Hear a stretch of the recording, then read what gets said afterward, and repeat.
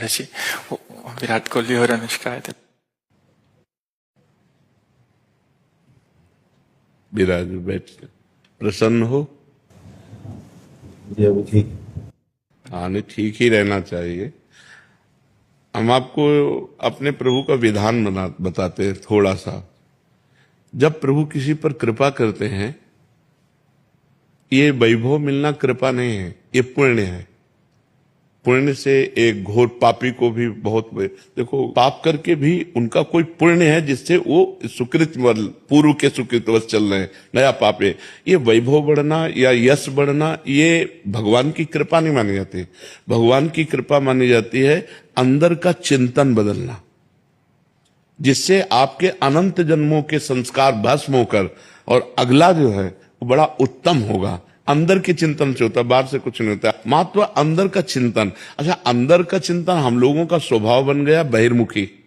बहिर्मुखी मतलब बाहर, बाहर यश कीर्ति लाभ विजय, इससे हमको सुख मिलता है। अंदर से कोई मतलब नहीं रखता कोई विरला ही अंदर से।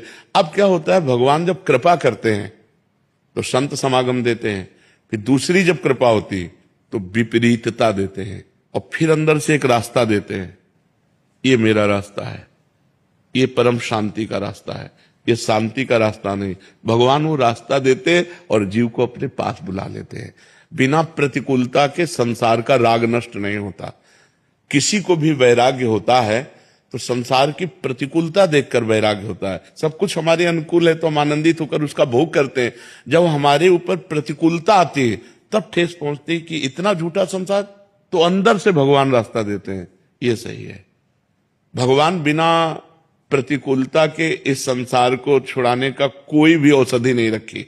आज तक जितने बड़े महापुरुष हुए हैं, जिनका जीवन बदला है, उनको प्रतिकूलता का दर्शन करके बदला है।